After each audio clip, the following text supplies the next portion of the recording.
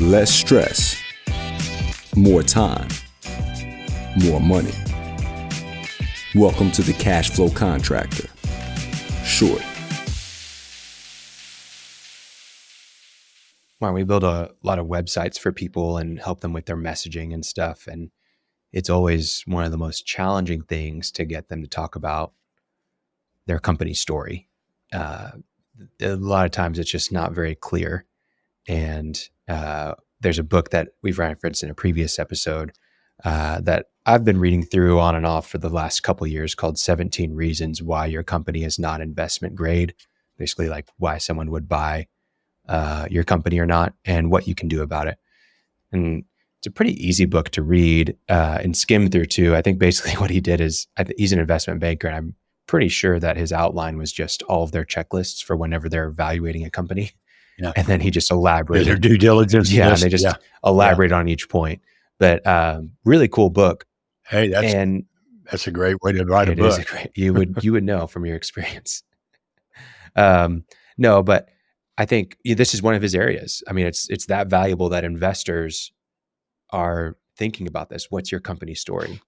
And so I wanted to go through some of the checklist items that he provides on company story, or really just the questions he asks. Out of all of your clients, how well do you think they answer these questions when they come in the door? Not well at all. We talk about having a vision for your company, which is not the same thing as a company story. It's part of it. But it's always really hard to get a vision. Mm-hmm. And I think people are kind of caught up in the day-to-day, and they're thinking, well, my vision is make some damn money. My vision is to not go broke. They haven't thought about the loftier goals mm-hmm. or the ultimate destination. Yeah.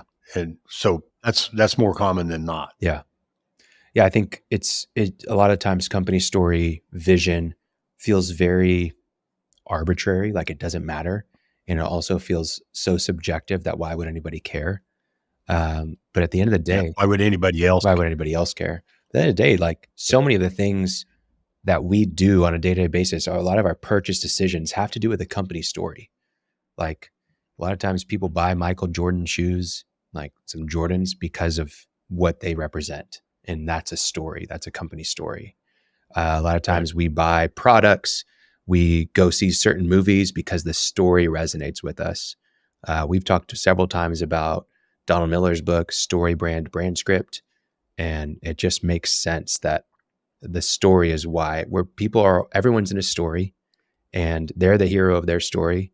You get the opportunity to be a guide, but people are invested in your story too. That's why they buy from you. That's why GoFundMe pages do so well, because there's a story there that people buy into. That's what Simon Sinek says. You can reduce what he does, Simon Sinek, who's magnificent, down to one thing. People don't buy what you do, they buy why you do it. And I think about that a lot, and I think that that's true of really epic companies. Mm. But I think a lot of people buy what you do, and that puts you in price competition. Yeah. Right? Because you're just another concrete guy. Yeah. Right. And you're only there as long as you're competitive. As soon as you're not competitive, or as soon as someone finds a story that competes with you, not just the price, but someone who has a better story, they'll switch. So that's why an investor would want a good story. Well, the other thing about having a story and why a story matters, and I think that's part of what he talks about in the book, is if you want to ever sell your company, right? The value of what your company is to you is an income, but if the company itself has value, it needs to be attractive to prospective purchasers. And that's kind of the other thing, isn't it? That he's really bringing this up for. Yeah. Talking about a story. Yeah. Well, let's get into these questions about, we've said company story a lot here already in the first 4 minutes of this episode, but what does that actually entail? So I'm going to go through all 7 of these and then we'll break them down. So question 1, what does your company do? Can you answer that question succinctly, right? If you can't explain it to a 5-year-old, then it's too complicated. Typically for contractors, it's fairly straightforward. What does your company do? Next, what problem do you solve for your target audience? Not just a problem that matters to you, for your customers. What problem are you solving that is your customer's problem? Third question, describe your target market and your ideal customer. Describe them. How well do you know them, right? Fourth, why do you win? And then the next question is, why do you lose? Which is an interesting, it's interesting to see how people take the winning and losing, what approach they take, but we'll get into that in a second. Sixth question, what is your growth strategy? And seventh question, what is your vision statement? So we've got these 7 questions. Let's start back up at the top. What does your company do? Right. I think for contractors, it's usually fairly straightforward. Remodel kitchens. What do you think? Well, no, I think that's where most of them wind up. But I'm thinking of a pool guy that we had on Aquascape Pools. Okay, Antonio? Antonio, Aparicio, he's a couple of years ago. Really, really, really dynamic company and guy. But outdoor living is our passion. That's about him. But that's what he's selling to people is outdoor living. Yeah. Right. He doesn't ever talk about a pool. He talks about the outdoor living experience where the grandkids are coming over. We literally built a pool. We, meaning Diane and I, built a pool to attract grandkids. It's like planting milkweed to attract butterflies, right? Anyway, No, that's so if you can tap into those, most people don't. Yeah. Most people don't. But the more compelling you can answer, how well you can answer that question. What do you do? We educate. Anyway, I won't go through all of it. No. But it's critical component of what do you do? And so maybe you thinking a little bit deeper, like, we remodel kitchens, but why? And just, I think a great way to get to this is why? Keep asking why, and then you'll start to think about what you really do, like outdoor living is our passion versus building pools. Hey, Cashflow Contractors, really quick, I wanted to ask Martin a question that I get asked all the time. What is business coaching? Great question. Business coaching, in my mind, is when a coach or mentor or guide comes alongside you in your journey and provides education, information, and accountability to make progress towards goals that you identify. Most of the clients I work with, our goal is to create a profitable business that can work without them and give them their lives back with less stress, more free time, and more money. I've seen what you do. You're excellent at it. In business, it can be very lonely, but you don't have to be alone. You can pay people to do things for you. It's not usually that helpful, but if you do things with someone alongside you, like a business coach, it's extremely valuable to building a profitable business that runs without you. How can people get started with business coaching? Best way to do it is to click on a link in my calendar or go to my web page and click on a link and book a time with me, no cost. They're 20-minute or 30-minute sessions. I can understand what you're looking for, and maybe you can understand whether or not I feel that need for you. Well, we'll put that link down in the show notes. Please click it, schedule a time with Martin. It's free, it's valuable, and maybe you need a business coach. Back to the episode. Let's go on to the next one. What problem do you solve? I think a lot of times people think of this just, okay, well, their kitchen sucks, so they remodeled their kitchen.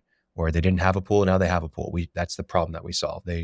But go deeper and put yourself in your customer's shoes. What are the things that you hear them say in a testimonial, in a Google review, in a conversation with them that they're like, oh, we're so glad that you finally fixed this for us. But you need to be spending time with your customers and really documenting it, what it is that they care about, what it is that they're thinking, what it is that they're asking, so that you know how you can better serve them and how you can position yourself to win with your customers. But don't just take it at face value, go deeper and understand the problem. Next one, describe your target market and your ideal customer.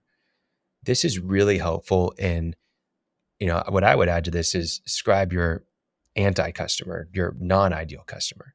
It's really helpful because it helps you understand who you're really targeting. But if you can also understand who you're not targeting, it keeps you in a niche, it keeps you in a specific lane. Make sure that your deals are always deals that are good rather than we serve everybody. So I think that's a really helpful one as well. That's a fun one real quickly. On Tuesday, had a session with a longtime client and has a really good job, but hasn't started yet. And then just in talking, he was talking about how the owner of this job's always complaining. And he said, man, it's taking too long. My general contractor's taking too long. And I'm starting to run out of money and all. And we're on a Zoom and I go, you don't have that job anymore. Do not go there. Right. So anyway, that was a target market. The guy's self-identified. He really wants that job, but I'm going to have to stay on it because don't want to do a free one. Sorry. Yeah. Go ahead. Some jobs you Target can never market. pay enough. Yeah. This was the anti-target market. Yeah. So do you feel like people, like your clients, understand why they win? That's a good question. I'll turn it back on you and ask you the same thing, but I'll say this in passing. It's kind of a joke, but salesmen win because they're great offer and skill. They lose because of price, right?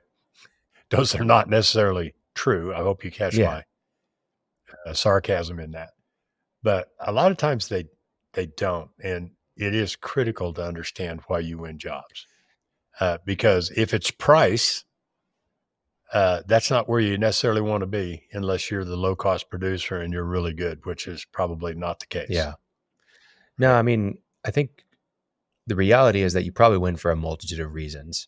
You've got a great culture that has good employees that listen and empathize with the customer throughout the sales process and the production process. You communicate well. Those are all things that matter. But you mentioned offer, and that's a huge one. If your offer isn't tailored to what the customer actually wants and needs, and that they actually see that they need, not just what you know that they need, right? Because those are two different things. Malcolm Gladwell talks about spaghetti sauce, and they did consumer surveys and everyone said they wanted chunky and whatever. And the reality is like, no, what sells is, they call it chunky, but it's not. It's everybody likes the creamy, plain old marinara. Yeah. And so anyways, same thing. They may come to you for something and you know that they need something else, but if you can really understand what they think they need and target your offer to that, where they add value. $100 million Offers is a book by Alex Hormozy that's really good that you can listen to on that. But I don't know, with why do you win? I think it's understanding that you have a way that you can win that's unique and different than everybody else, right? And you're also, if you know why you win, then you can keep doing those things, right? It's like having a strategy, tactics, a scoreboard. Why do we beat everybody? Why do people choose us? If you know those things, then you can really honor and protect those things to do them consistently over and over and over again. Right. And vice versa. Why do we lose? Now you can have an enemy for your team on this next question. Why does your team lose? When you lose jobs, why are you losing? Well, there's jobs that we want to lose and we need to lose because they would take us off of our course. But when we do lose, what are the things that we're doing wrong? And those are your enemies, right? Not being thorough, not communicating, not being diligent in the sales process, not listening to our customers. Those are the reasons why you lose. And if you have those clear, not just for yourself, but for your team, then you have something that you can be against. And there's always an enemy is really powerful. So being clear on those is very helpful. All right. Do you have a growth strategy? A lot of times people think that they have a funnel in place. Oh yeah, we do Google ads and it works really well. And that's our growth strategy. That's not a growth strategy. Growth strategy is considering the next 3 years, the next 5 years. What is your plan for growing, scaling, and dominating the market? A growth strategy might be that we plan to acquire 3 competitors in the next 5 years, right? And we're going to do it this way. That would be a growth strategy. We're going to open up 2 new service lines in the next 2 years, right? We're going to add a new location in this market in the next 3 years. We're going to hire this many roles in the next 2 years. Those are growth strategies, not, we run Google ads and we've got a really good website and we knock doors. Not a growth strategy. Well, and the in passing on that too, just it also requires that you do working capital projections, right? A lot of people think, I'm going to market all this and we're going to double our sales, or we're going to go into commercial because they're so much bigger. You also have to include, anyway, this isn't about that particular topic, but it's more than how you're going to sell and who you're going to sell to. It's can you afford to do jobs if you succeed Mm-hmm. without going broke? But, yeah, absolutely. Last question. Do you have a vision statement? Kind of almost alludes back to your aquascapes. Outdoor passion is our outdoor living is our passion. But a vision is something. Well, you'd like to talk about vision. I'm gonna let you talk about it. You go. Well, my thing with visions that I talk about is should describe succinctly, a big vision, what the world looks like, what your company looks like when it's finished, and it never is finished. But people have a hard time with that, in my experience, including me. What's the vision? But that's a big glorified vision, and the one I still like better than anything else. Well, one of them that I like better is Walt Disney's. Back when Walt ran it, was a smile on every face. Okay, one, that's never going to happen, but boy, that's clear. It's informative. It's what we want to do. It, without being very specific, it tells, it gives people guidance. They can say, am what I'm doing right now adding to our vision of a smile on every face or not? And if it's not, quit doing it. If it is, keep doing it, right? Oversimplified. Secondary kind of vision is one that I like to talk to people about and say, what do you really want? And a lot of them really want a business that runs on systems, that has people working who don't need constant guidance, who love being there, feel safe and secure. I'm not talking about triggered. I just mean everybody's on the same team. They love being together. They love working together. And we say, okay, now that is a kind of vision that we can totally work through while you're figuring out how your concrete company is going to change the world, right? So, but anyway, you get that guidance. Jeff Finney's was, the most efficient cabinet component manufacturer in the world. Diane's is the clinic of choice. My wife Diane's the clinic of choice for moms, and the clinic of choice for the finest therapists. And that really guides everything she does. It really is her vision. So, it's very hard. It seems so simple, but it takes a lot of refining to be able to get to that point where you understand your vision. But when you do have it, it can really rally the troops.